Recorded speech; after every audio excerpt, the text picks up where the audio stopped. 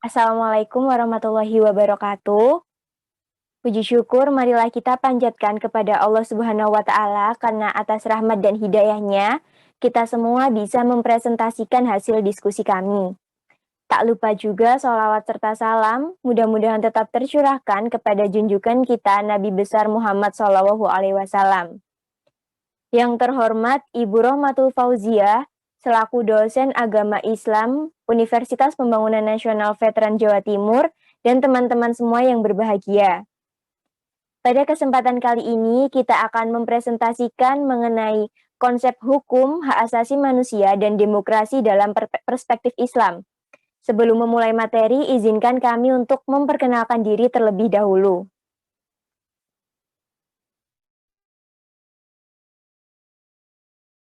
Perkenalkan, nama saya Tasya Belinda Permatasari, NPM 075. Saya Dita Anggia Lailatul Fitri, NPM 076.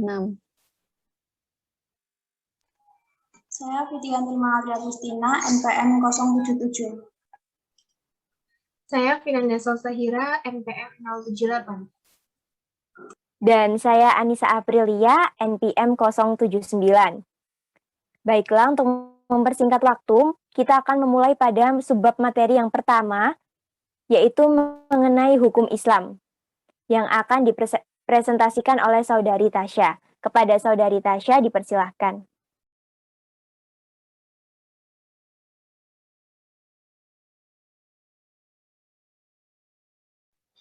Submateri yang pertama adalah hukum Islam. Lanjut. Next.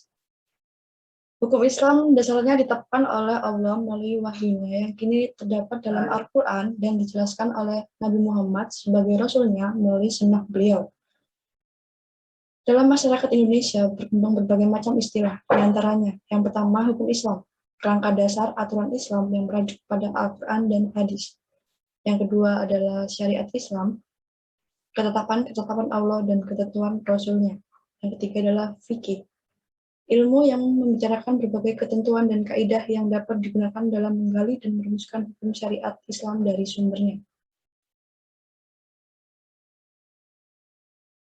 Next. Yang kedua, ruang lingkup hukum Islam. Hukum Islam baik dalam pengertian syariat maupun fikih dapat dibagi dalam dua bagian, yaitu ibadah, tata cara yang wajib dilakukan seorang muslim dalam berhubungan dengan Allah, seperti sholat dan lain-lain. Yang kedua adalah muamalah, ketetapan Allah yang langsung berhubungan dengan kehidupan sosial manusia. Next. Menurut H.M. Rashidi, bagian-bagian hukum Islam yakni yang pertama, munakahat, mengatur segala sesuatu yang berhubungan dengan perkawinan, perceraian, serta akibat-akibatnya. Yang kedua, wirasah, mengatur segala masalah yang berhubungan dengan pewaris, ahli waris, harta peninggalan, serta bagian warisan. Yang ketiga, muamalat, mengatur masalah kebendaan dan hak-hak atas benda. Selanjutnya, jinayat atau ukubat, aturan mengenai perbuatan-perbuatan yang diancam dengan hukum baik dalam jarima Uhud maupun dalam jarima Tazir. Yang kelima, al-hakam al-sultaniyah, mengatur soal-soal yang berhubungan dengan kepala negara, pemerintahan, pajak, dan sebagainya. Selanjutnya, syiar, mengatur urusan perang dan damai. Yang terakhir, muhkasamat, mengatur peradilan, kehakiman, dan hukum acara. Next. Sedangkan Fatih Osman mengemukakan sistem hukum Islam sebagai berikut. Yang pertama, al-hakam al-ahwal al-syaksiyah, hukum perorangan. Yang kedua, al-hakam al-madaniyah, hukum kebedaan. Yang ketiga, al-hakam al-jinayah, atau hukum pidana. Yang keempat, al-hakam al-murafat, hukum perdata, pidana, dan peradilan tata usaha negara. Selanjutnya, al-hakam al-dutriyah, hukum tata negara. Yang keenam, al-hakam al-dawaliyah, hukum internasional. Dan yang terakhir, al-hakam al-iktisadiyah wal al-lamiyah, atau hukum ekonomi dan keuangan. Materi selanjutnya yaitu tujuan hukum Islam yang akan dipresentasikan oleh Saudari Dita. Kepada Saudari Dita dipersilahkan. Baik, terima kasih Saudari Anissa. Tujuan hukum Islam secara umum adalah mencegah terjadinya kerusakan dan mendatangkan kemaslahatan, yakni mengarahkan manusia pada kebenaran untuk mencapai kebahagiaan hidup mereka dunia dan akhirat, dengan jalan mengambil segala yang manfaat dan mencegah atau menolak yang tidak berguna dalam kehidupan manusia. Abu Ishaq As-Satibi merumuskan 5 tujuan hukum Islam, yaitu next slide. 1. Memelihara agama. Agama adalah sesuatu yang harus dimiliki oleh setiap manusia agar martabatnya dapat terangkat lebih tinggi dari martabat makhluk lain dan memenuhi hajat jiwanya. Beragama merupakan kebutuhan manusia yang harus dipenuhi karena agamalah yang dapat menyentuh nurani manusia.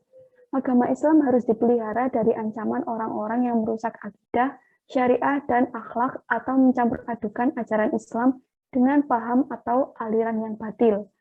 Contoh penerapannya adalah dengan melaksanakan sholat 5 waktu. Yang kedua yaitu memelihara jiwa. Menurut hukum Islam, jiwa harus dilindungi. Untuk itu, hukum Islam wajib memelihara hak manusia untuk hidup dan mempertahankan kehidupannya. Islam melarang pembunuhan sebagai upaya menghilangkan jiwa manusia dan melindungi berbagai sarana yang dipergunakan oleh manusia untuk mempertahankan kemaslahatan hidupnya. Sebagai contoh penerapannya yaitu memenuhi kebutuhan pokok berupa makanan untuk mempertahankan hidup. Yang ketiga yaitu memelihara akal. Islam mewajibkan seseorang untuk memelihara akalnya, karena akal mempunyai peran sangat penting dalam hidup dan kehidupan manusia. Dengan akal manusia dapat memahami wahyu Allah baik yang terdapat dalam kitab suci maupun yang terdapat pada alam. Dengan akal, manusia dapat mengembangkan ilmu pengetahuan dan teknologi. Seseorang tidak akan dapat menjalankan hukum Islam dengan baik dan benar tanpa mempergunakan akal yang sehat. Contoh penerapannya yaitu tidak meminum minuman yang memabukkan atau khamr. Yang keempat yaitu memelihara keturunan. Dalam hukum Islam, memelihara keturunan adalah hal yang sangat penting, karena untuk meneruskan keturunan harus melalui perkawinan yang sah menurut ketentuan yang ada dalam Al-Quran dan dilarang melakukan perbuatan zina. Hukum kekeluargaan dan hukum kewarisan yang ada dalam Al-Quran merupakan hukum yang erat kaitannya dengan pemurnian keturunan dan pemeliharaan keturunan. Contoh penerapannya yaitu tidak berpacaran sebelum menikah agar terhindar dari perbuatan zina. Yang terakhir yaitu memelihara harta. Menurut ajaran Islam, harta merupakan pemberian dari Allah kepada manusia untuk kelangsungan hidup mereka. Untuk itu, manusia sebagai khalifah di bumi dilindungi haknya untuk memperoleh harta dengan cara yang halal, sah menurut hukum, dan benar menurut ukuran moral. Sebagai contoh penerapannya yaitu mengikuti syariat tentang tata cara tentang pemilikan harta dan larangan mengambil harta orang lain dengan cara yang tidak sah. Apabila aturan itu dilanggar, maka berakibat terancamnya eksistensi harta. Materi selanjutnya yaitu sumber hukum Islam yang akan dipresentasikan oleh Saudari Fitya. Kepada Saudari Fitya dipersilahkan. Baik, terima kasih. Next slide. Hukum Islam ada 3, yaitu Al-Quran, Hadis, dan Ijtihad. Al-Quran sendiri merupakan wahyu Allah Subhanahu wa Ta'ala yang disampaikan kepada Nabi Muhammad SAW sebagai pedoman hidup umat manusia. Secara bahasa, Al-Quran artinya bacaan, yaitu bacaan bagi orang-orang yang beriman. Bagi umat Islam, membaca Al-Quran merupakan ibadah. Al-Quran ini merupakan dalil yang otentik, kebenarannya dijamin mutlak dan tidak mungkin terjadi perubahan kandungan-kandungannya. Kandungan Al-Quran bersifat absolut yang berfungsi sebagai pengendali atau pengarah terhadap adilatul ahkam yang lain. Konfigurasi Al-Quran mungkin dapat mengalami perubahan karena perubahan interpretasi yang disebabkan oleh kondisi, waktu, dan tempat yang berbeda. Selanjutnya ada segi-segi kemujizatan Al-Quran. Segi-segi kemukjizatan Al-Quran dibedakan menjadi 3, yaitu al-ijaz al-lughawi, yaitu kemukjizatan yang berkaitan dengan aspek kebahasaan, baik ditinjau dari struktur bahasa, kaidah balaghah, pertimbangan kata satu dengan kata lain, dan semua itu tidak mungkin dapat ditandingi oleh manusia. Yang kedua ada al-ijaz al-ilmi, yaitu ijaz yang menonjolkan aspek ilmuwan yang berisikan berbagai macam informasi ilmiah dan dapat dibenarkan dengan data ilmiah, bahkan mampu mencapai kebenaran yang supra-empirik. Banyak contoh Al-Quran yang mengisyaratkan keilmiannya, misalnya cahaya matahari bersumber dari dirinya sendiri, sedangkan cahaya bulan adalah pantulan dari cahaya matahari. Yang ketiga ada al-ijaz al-tashiri, yaitu kemujizatan yang menonjolkan aspek hukum. Misalnya masalah ibadah, masalah keutamaan akhlak, dan masalah keluarga. Next slide. Sumber hukum Islam yang kedua ada as-sunnah atau al-hadis. Secara etimologi, as-sunnah berarti apa saja yang didasarkan kepada Nabi SAW, baik berupa perkataan, perbuatan, maupun ketetapan. Menurut para ahli, hadis identik dengan sunnah, yaitu segala perkataan, perbuatan, takrir atau ketetapan, sifat, keadaan, tabiat atau watak dan sirah Nabi Muhammad SAW, baik yang berkaitan dengan masalah hukum maupun tidak. Namun menurut bahasa, hadis berarti ucapan atau perkataan. Fungsional sunnah hadis dalam tafsir Islam. Fungsional hadis dibedakan menjadi 3, yaitu as-sunnah sebagai penguat Al-Quran. Artinya, sunnah berfungsi sebagai penguat-penguat pesan-pesan atau aturan-aturan yang tertera dalam ayat-ayat Al-Quran. Misalnya, Al-Quran menyebutkan suatu kewajiban dan larangan. Lalu Rasul dalam sunnahnya menguatkan kewajiban dan larangan tersebut. Lalu yang kedua ada as-sunnah sebagai penjelas Al-Quran. Artinya, as-sunnah memberikan penjelasan terhadap maksud ayat. Contohnya, mengikat makna-makna ayat yang bersifat lepas atau tasyik al-mutalaqah dari ayat Al-Quran. Misalnya tentang hukum potong tangan bagi pencuri. Yang ketiga, as-sunnah sebagai pembuat hukum. Artinya, sunnah menetapkan hukum yang belum ditetapkan oleh Al-Quran. Misalnya, Al-Quran menyebutkan 4 macam makanan haram. Kemudian Rasul menetapkan ketetapan baru dengan melarang memakan semua binatang buas yang bertaring dan burung yang berkaki menyambar. Macam-macam hadis dibedakan menjadi 3, yaitu hadis mutawatir, yaitu hadis yang diriwayatkan oleh banyak sahabat, kemudian diteruskan oleh generasi berikutnya yang tidak memungkinkan mereka sepakat untuk berdusta. Hal ini disebabkan banyaknya orang yang meriwayatkannya. Yang kedua ada hadis masyhur, yaitu hadis yang diriwayatkan oleh 2 orang sahabat atau lebih yang tidak mencapai derajat mutawatir. Namun setelah itu tersebar dan diriwayatkan oleh sekian banyak tabi'in yang mencapai derajat mutawatir sehingga tidak memungkinkan jumlah tersebut akan sepakat berbohong.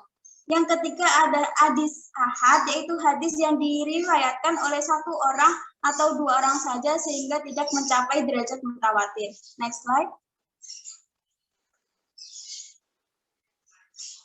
Sumber hukum Islam yang ketiga ada al-ihtijaj, yaitu kata ihtijaj berasal dari kata istihada, yajidu, dan izdihadan yang berarti mengerahkan segala kemampuan untuk menanggung beban. Menurut bahasa, ihtijaj artinya bersungguh-sungguh dalam mencurahkan pikiran. Secara terminologis, berhijat berarti mencurahkan segenap kemampuan untuk mencari syariat melalui metode tertentu. Ihtijaj merupakan sumber hukum Islam ketiga setelah Al-Quran dan hadis. Ihtijaj dilakukan jika suatu permasalahan sudah dicari dalam Al-Quran maupun hadis, tetapi tidak ditemukan hukumnya. Namun hasil ihtijaj tetap tidak boleh bertentangan dengan Al-Quran maupun hadis. Orang yang melakukan ihtijaj dengan benar, ia akan mendapatkan pahala. Apapun ihtijajnya salah, ia tetap mendapatkan 1 pahala. Ihtijaj dapat dilakukan dengan menggunakan 1, yaitu ijma, adalah persetujuan atau kesesuaian terhadap pendapat para ahli pada masalah di suatu tempat pada suatu waktu. Yang kedua ada qiyas, yaitu hukum harus menyamakan satu hal bahwa tidak ada ketentuan di dalam Al-Quran dan Sunnah dengan lainnya dihukum di dalam Al-Quran dan Sunnah Rasul karena perbandingan ilat. Yang ketiga ada istidlal, adalah untuk menarik kesimpulan dari 2 hal yang berbeda. Yang keempat ada masalin al-murhal, adalah sebuah cara untuk menemukan hukum dari suatu hal yang tidak memiliki ketentuan baik di dalam Al-Quran maupun dalam kitab hadis. Berdasarkan pertimbangan manfaat masyarakat atau kepentingan publik. Yang kelima, ada istihan adalah cara untuk menentukan hukum dengan menyimbang dari ketentuan dan untuk ada keadilan dan signifikasi sosial. Yang keenam, ada istitab, ya hukum suatu isu harus menetapkan sesuai dengan keadaan sebelumnya sampai ada bukti untuk mengubahnya. Yang ketujuh, ada urf atau adat istiadat ialah tidak bertentangan dengan hukum Islam, masih dapat dikonfirmasi, harus berlaku untuk masyarakat dan bersangkutan. Baik, materi selanjutnya yaitu penerapan hukum Islam di Indonesia yang akan dipresentasikan oleh Saudari Tasya. Kepada Saudari Tasya dipersilahkan. Penerapan hukum Islam di Indonesia. Meskipun Indonesia tidak menerapkan hukum Islam secara menyeluruh seperti Arab Saudi atau Qatar, namun pada dasarnya nilai-nilai yang terkandung dalam Islam juga diterapkan dalam hukum positif Indonesia. Beberapa peraturan perundang-undangan yang mengandung nilai-nilai hukum Islam diantaranya Undang-Undang Nomor 41 Tahun 2004 tentang Wakaf, Undang-Undang Nomor 23 Tahun 2011 tentang pengelolaan zakat, Undang-Undang Nomor 8 Tahun 2019 tentang penyelenggaraan ibadah haji dan umrah. Baik, untuk subbab materi selanjutnya yaitu mengenai hak asasi manusia berdasarkan perspektif Islam yang akan dipresentasikan oleh Saudari Vinanda. Kepada Saudari Vinanda dipersilahkan. Ya, terima kasih atas kesempatannya, Saudari Anissa. Baik, hak asasi manusia. Pengertian hak asasi manusia. Menurut Jan Matterson dan Komisi Hak Asasi Manusia PBB, bahwa hak asasi manusia adalah hak-hak yang melekat pada manusia, yang tanpa dengannya manusia mustahil dapat hidup sebagai manusia. Bahrudin Lopa memahami kalimat mustahil dapat hidup sebagai manusia dengan makna mustahil dapat hidup sebagai manusia yang bertanggung jawab. Karena di samping manusia yang memiliki hak, ia juga memiliki tanggung jawab atas segala yang diperbuatnya. Selanjutnya, histori hak asasi manusia yang berawal dari Magna Carta Inggris 1215 yang berisi tentang batasan kekuasaan raja-raja yang absolut. Selanjutnya, Bill of Rights Inggris tahun 1689 tentang manusia harus diperlakukan sama di depan hukum. Selanjutnya, The American Declaration of Independence yang berisi lahir dari paham Rousseau dan Montesquieu. Selanjutnya, The French Declaration yang berisi tentang tidak boleh ada penangkapan dan penahanan yang semena-mena. Selanjutnya, The Universal Declaration of Human Rights, yaitu final dari Soham yang disahkan PBB pada tahun 1948. Hak-hak asasi manusia yang dimiliki telah dideklarasikan oleh ajaran Islam jauh sebelum masyarakat Barat mengenalnya melalui berbagai ayat Al-Quran.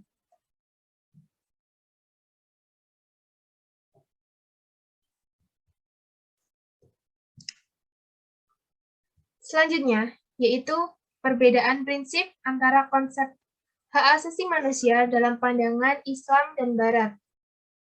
Menurut sudut pandang Islam, hak asasi manusia bersifat teosentris, artinya segala sesuatu berpusat kepada Tuhan. Hak asasi manusia dalam Islam tidak semata-mata menekankan kepada hak asasi manusia saja, tetapi hak-hak itu dilandasi kewajiban asasi manusia untuk mengabdi kepada Allah sebagai penciptanya. Sudut pandang Barat. Hak asasi manusia bersifat antroposentris, artinya segala sesuatu berpusat kepada manusia. Dengan demikian, manusia sangat dipentingkan.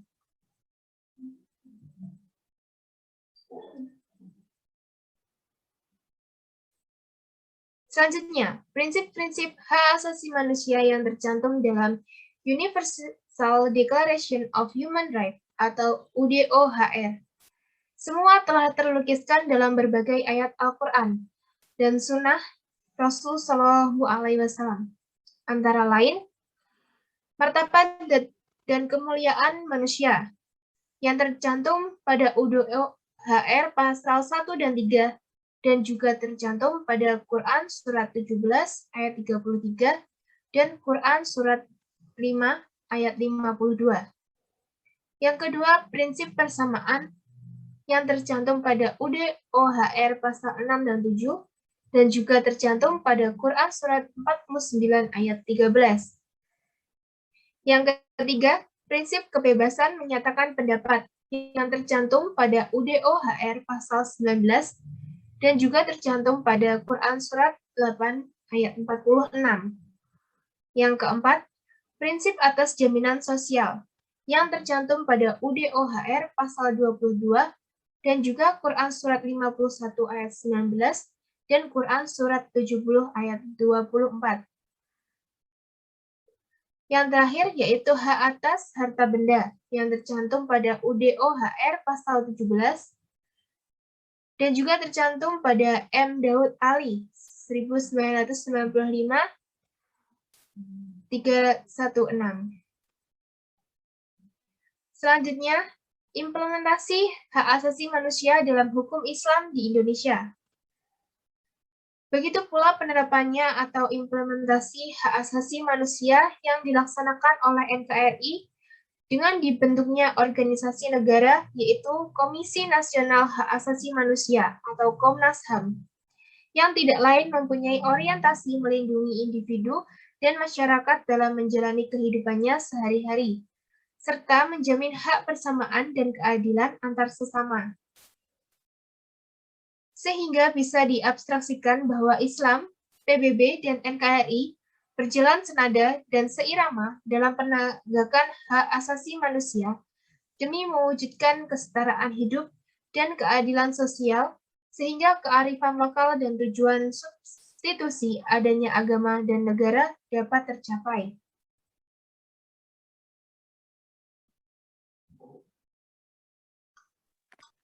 Baik, pada submateri selanjutnya yaitu mengenai demokrasi dalam Islam yang akan saya presentasikan.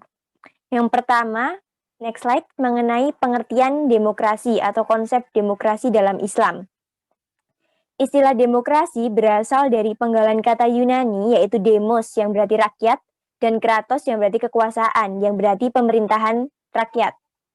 Ciri sistem demokrasi dalam pandangan Islam ini adalah berada di bawah payung agama, yaitu rakyat diberikan kebebasan untuk menyuarakan aspirasinya, tetapi juga harus sesuai dengan nilai-nilai Islam. Selain itu, pengambilan keputusan senantiasa dilakukan dengan musyawarah. Karena dalam realitas sejarah Islam memang ada pemerintahan otoriter yang dibungkus dengan baju Islam seperti pada praktik-praktik yang dilakukan oleh sebagian penguasa Bani Abbasiyah dan Bani Umayyah. Next slide. Demokrasi Islam mengukuhkan konsep-konsep Islami di bawah ini. Yang pertama yaitu musyawarah. Musyawarah berasal dari kata syuro yang bermakna mengambil dan mengeluarkan pendapat yang terbaik dengan menghadapkan satu pendapat dengan pendapat yang lain. Berasal dari kata syawara yang berarti berunding, urun rembuk, dan mengajukan sesuatu. Yang kedua, konsensus atau ijma. Kata ijma ini secara bahasa berarti kebulatan tekad terhadap suatu persoalan atau kesepakatan tentang suatu masalah. Apabila terjadi ijma pada suatu masa tentang masalah hukum, maka kita wajib hukumnya untuk mengikuti hukum hasil ijma tersebut karena sudah terdapat dalam Al-Quran surat An-Nisa ayat 59 yang artinya, hai orang-orang yang beriman, taatilah Allah dan taatilah Rasul-Nya dan ulil amri di antara kamu. Ulil amri inilah yang termasuk di dalamnya para mujtahid yang wajib diikuti karena dasarnya adalah Al-Quran. Yang ketiga yaitu ijtihad. Berasal dari kata ijtihada, yajtahidu yang berarti mengerahkan segenap kemampuan. Berarti mengerahkan kemampuan untuk mengungkap kejelasan hukum Islam untuk menjawab permasalahan yang ada. Next slide. Materi selanjutnya yaitu prinsip demokrasi dalam Islam. Yang pertama prinsipnya yaitu asyuro. Syuro merupakan suatu prinsip tentang cara pengambilan keputusan yang secara eksplisit telah ditegaskan dalam Al-Quran. Terdapat dalam surat Asyuro ayat 38. Prinsip yang kedua yaitu al-adalah. Al-adalah berarti keadilan. Artinya dalam menegakkan hukum termasuk rekrutmen dalam berbagai jabatan pemerintahan harus dilaksanakan secara adil dan bijaksana. Terdapat dalam Al-Quran surat An-Nahl ayat 90. Prinsip yang ketiga al-musawah. Al-musawah berarti kesejajaran, egaliter. Artinya tidak ada pihak yang merasa lebih tinggi daripada pihak yang lain sehingga tidak dapat memaksakan kehendaknya. Terdapat dalam Quran surat Al-Hujurat ayat 13. Prinsip selanjutnya yaitu al-amanah. Al-amanah yaitu sikap pemenuhan kepercayaan yang diberikan oleh seseorang kepada orang lain. Oleh sebab itu, jika kita sudah diberikan amanah, kita harus bisa menjaga amanah tersebut. Terdapat dalam Quran surat An-Nisa ayat 58. Prinsip selanjutnya yaitu al-masuliyah. Al-masuliyah ini berarti tanggung jawab. Sebagaimana kita ketahui bahwa kekuasaan dan jabatan itu adalah amanah yang harus diwaspadai, bukan nikmat yang harus disyukuri, karena tanggung jawab sebagai pemimpin itu sangat besar, seperti tercantum dalam Quran surat Al-Mudatsir ayat 38, yang artinya yaitu setiap orang bertanggung jawab atas apa yang dilakukannya. Prinsip terakhir yaitu al-huriyah. Al-huriyah artinya kebebasan, artinya setiap orang, setiap masyarakat diberi hak-hak yang sama dan kebebasan untuk mengekspresikan pendapatnya. Terdapat dalam surat Al-Ghoshiyah ayat 21 dan 22. Next slide.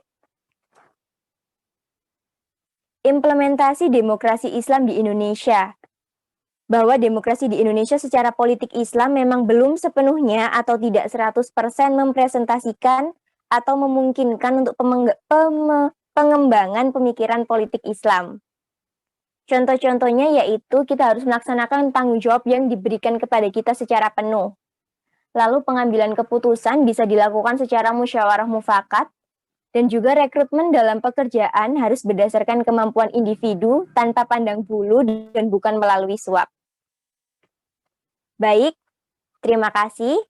Sekian itu tadi presentasi dari kelompok kami. Jika ada kurang lebihnya kami mohon maaf. Wassalamualaikum warahmatullahi wabarakatuh.